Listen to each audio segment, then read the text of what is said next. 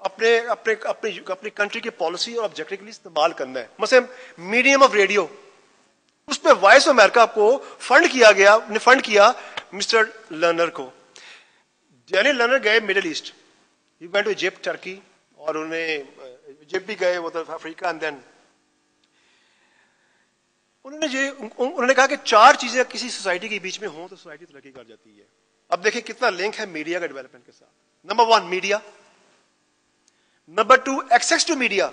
सिर्फ मीडिया होना जरूरी नहीं है, मीडिया तक एक्सेस भी तो हो। लोग मीडिया को, जैसे पाकिस्तान में इस वक्त इंटरनेट है, लेकिन पाकिस्तान में इंटरनेट लाहौर में है, इंटरनेट जो है वो मर्दान किसी दूर इलाके में नहीं है, यानी कि मीडिया है लेकिन एक्सेस टू इंटरनेट नहीं है। तो पहली स्टेज है media penetration, maximum number of newspapers, publications and channels and radio and second access audience की हो, people can access those media. Third education and fourth people of that society must be familiar with global concepts of human rights, political rights, democracy। यानी कि लोगों का जो दुनिया से राब्ता ऐसे हो कि जो दुनिया में जो फंडामेंटल जो कॉन्सेप्ट चल रहे हैं, मुख्तलिफ जो चल रहे हैं, वो सोसाइटी उससे फेमिलियर हो। यानी कि अगर एक माशरा अपने वोट को कास्ट करने की अहलियत रख ले, एजुकेटेड भी हो, मीडिया भी हो, और लोग एक्सेस कर सके मीडिया को, that society will be developed. ये 50s की फाइंडिंग्स उसकी आ रही है, और इसी की बेस के ऊपर फिर यूनाइटेड नेशंस ने एक स्टडी कॉन्डक्ट करवाई। उसमें एक बड़े प्रोफेसर थे डॉक्टर विल्बर श्रैम, उनकी बड़ी मशहूर किताब हम कोट करते हैं एकेडमिक अपनी इस फील्ड के बीच में। उस किताब का नाम है mess media national development, mess media and national development. और उन्होंने कहा है कि media can set agenda for development, media can mobilize people towards development, media can instruct people, media can train people, media can enhance the capacity building of the people towards development, and media can evaluate कि जी इतने effort के बाद हुआ क्या। Media की power जो है that is, अगर हम टेक्निकली स्पीकिंग, मीडिया की बड़ी अजीबोगरीब हमने स्टडीज में देखा कि पावर का आप लोगों पर कितनी पावर है। एक पावर आपको बताई थी एजेंडा सेटिंग, थ्योरी भी है मीडिया के बीच में, जो लोग जर्नलिज्म से मास्टर्स करके आए हैं वो जानते हैं इस थ्योरी को।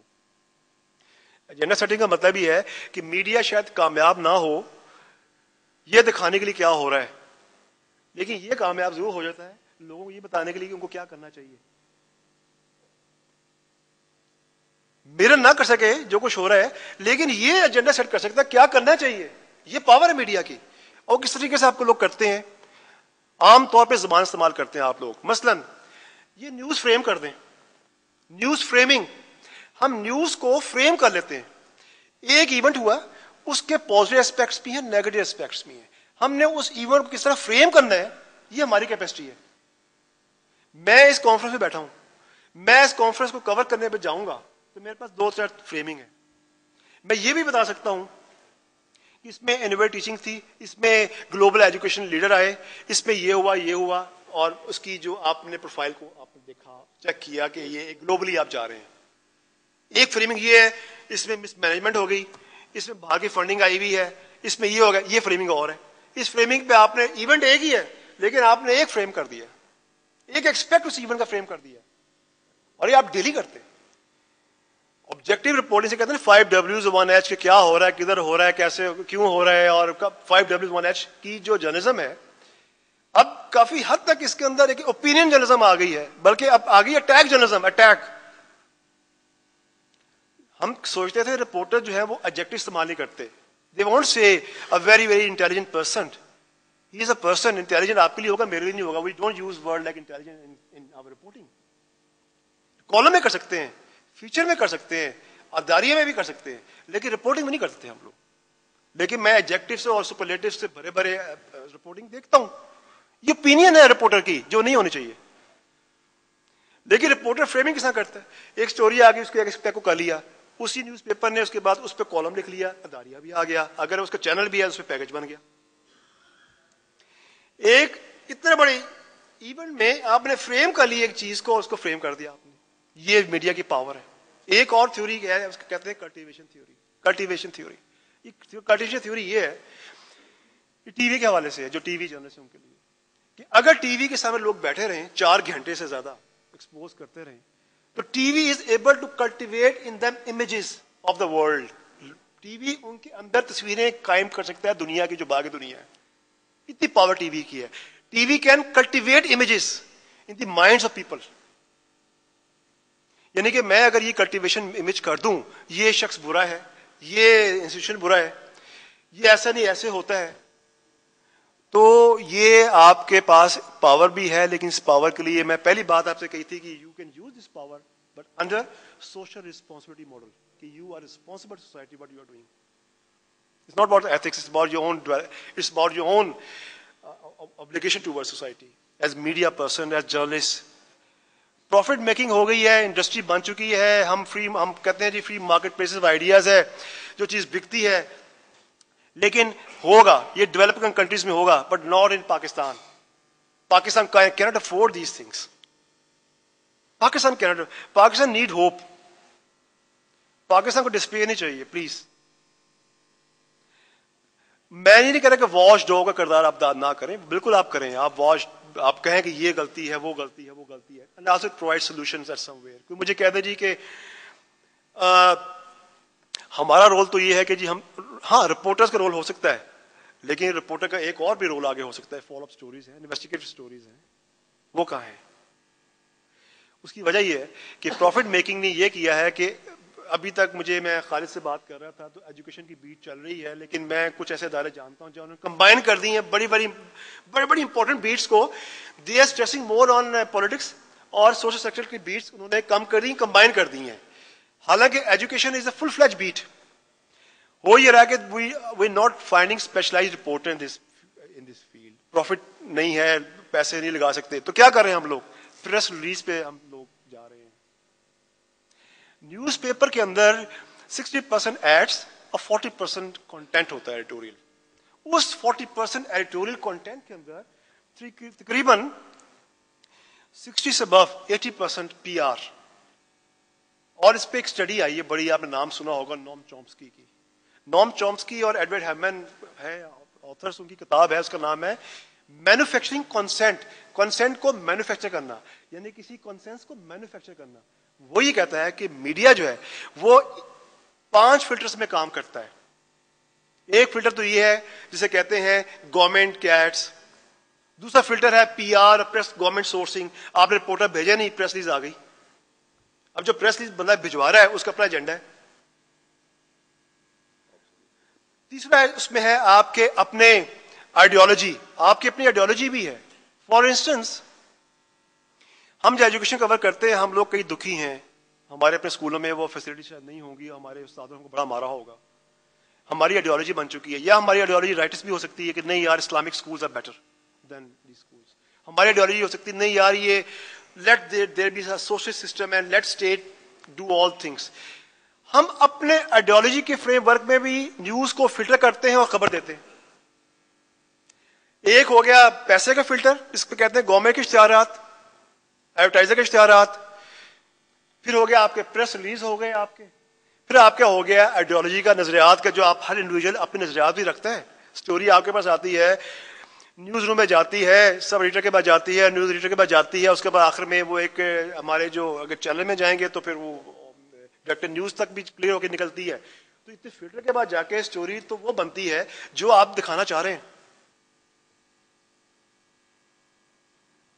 इतने फिल्टर स्टोरी जाती है। अगर कोई कह दे आज के जी, इसलिए कहते हैं कि जो न्यूज है वो अब उसमें कितनी जान पड़ती है। हाँ, इवेंट्स करेक्टली आप कवर कर सकते हैं, लेकिन उसके बाद के जो इश्यूज हैं, जिस तरह आप उसके सेकंड फॉलोअप करते हैं, थर्ड फॉलोअप करते हैं, उसमें you tend to bring all these filters here. कोई भी एक ऐसा अदारा जो किसी हेल्थ इंस्टीट्यूशन को सपोर्ट कर रहा है, एक कोई ऐसा एजेंसी जो गवर्नमेंट ऑफ पाकिस्तान को सपोर्ट कर रही है, कोई ऐसी एजेंसी जो कि आपके हज के पूरे प्रोसेस को कर रही है, आप जरा उसके यूएनडीपी या वर्ल्ड में आप जरा उनकी करप्शन या किसी खबर लगा के दिखाएं, वो इमीडिएटली। बल्कि अब तो ये हो गया है कि न्यूज़पेपर ऑफिस के बीच में, मीडिया के बीच में जो मार्केटिंग के लोग हैं, they are more powerful than editorial professional मैंने प्रोफेशनल एडिटर भी रह गया, और ये है कि इवन न्यूज और न्यूज वीक में और टाइम्स के अंदर they have establish a different office, उसका नाम है जनरल मैनेजर न्यूज।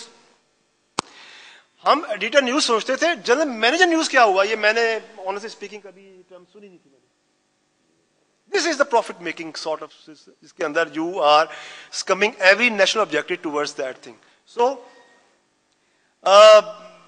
इन शॉर्ट, हमको पाकिस्तान के, हम जब भी कवर करते हैं पाकिस्तान को और हालात को कवर करते हैं, being media professionals, we must, मेरी ये रिक्वेस्ट है कि we must work under social responsibility model.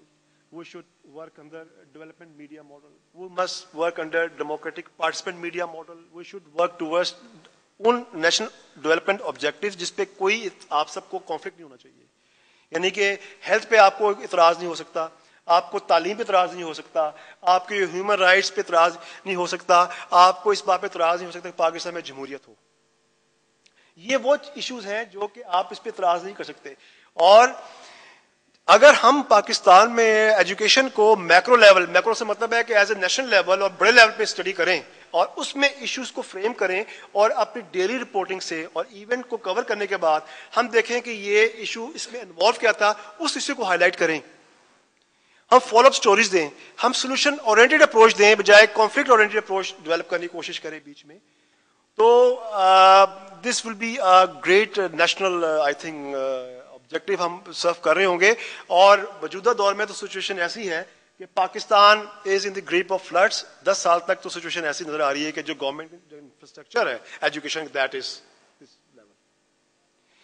अब जो फंडिंग आ रही है आपको कैरी लुगल से या उससे पहले आ रही है, जो आपको अमेरिकन गवर्नमेंट दे रही है और जो आपको दुनिया की एजेंसी दे रही है, दैट इज फॉर एजुकेशन, और वो आपको आ रही है थ्रू प्राइवेट सेक्टर। आप जरूर देखें बीच में कि क्या हो रहा है, फंडिंग के जराए क्या है, क्या इंप्लीमेंट हो रहे हैं कि नहीं हो रही है, आपका काम है। लेकिन आप जरूर देखें क्या क्या अचीवमेंट्स भी हैं, क्या अकॉम्प्लिशमेंट्स भी हैं, क्या कुछ पाकिस्तान के सेक्टर ऑफ एजुकेशन को आप उस लेवल पे जाके आप इंटीग्रेट दुनिया पे कर रहे हैं कि नहीं कर रहे, ताकि आप गवर्नमेंट पे प्रेशर डाल सकें कि वो भी इसी लेवल पे काम करने की स्लाइड प्रोड्यूस करे। और अगर नहीं कर रही वो डेफिशिएंसीज क्या है, ताकि जो एजुकेशन फॉर ऑल का ऑब्जेक्टिव है 2015 तक और उससे बाद का, मतलब देखें ना इस वक्त we are being a nation क्या कर रहे हैं, we are following United Nation millennium goal, we are following our education for all 2015, we are getting funds from education of World Bank और प्राइवेटली, और हमारी right now we are 117th out of 139 countries in level of primary education. Higher education में we are low par. और जब तक education नहीं बढ़ेगी आगे तो यू कैन नॉट डेवलप, यानी कि स्टैब्लिश दुनिया का ये है कि एजुकेशन हो, इंडस्ट्री हो, टेक्नोलॉजी हो और लोगों में आइडियाज हो, ग्लोबल वो परसीव करते हो तो कंट्री डेवलप होती है। ये मॉडल दुनिया मौजूद है। तो अगर हम कॉम्प्रोमाइज कर देंगे इस चीज को तो I think being media we being bit deficient in playing our role, मेरा ये ख्याल है। और जी साहब मैंने आपसे 1 घंटा कहा था। अच्छा, मैंने एक स्टडी जब यहां आने से पहले बताया उनको, मैंने 5 न्यूज़पेपर्स को देखा, 5 दिन की मैंने स्टडी की उसके बीच में, और 5 न्यूज़पेपर में मुझे कोई तकरीबन 9 स्टोरीज मिली। 9 की 9 स्टोरीज रूटीन स्टोरीज हैं, वो तमाम रूटीन स्टोरीज के अंदर इश्यूज थे। मैंने फिर आगे फॉलो किया, कहीं कोई उठा के लेके आ रहा है कि स्टोरीज पे बात कर रहा है कि नहीं कर रहा। वो एक स्टोरी सिर्फ मुझे अब डॉन के एजुकेशन एक सफे पे नजर आया या एक और न्यूज़पेपर में देखा मैंने, वो बड़ी सी स्टोरी थी रिगार्डिंग के गवर्नमेंट स्कूल जो प्राइवेट स्कूलों को आप रेगुलेट कर रहे हैं, बीच में उसका बिल जा रहा है। सो आई डेंट फाइंड एनी स्टोरी जो कि आपने मैक्रो या ब्रॉड लेवल पे आपने डिस्कस की हो पाकिस्तान के डेवलपमेंट में।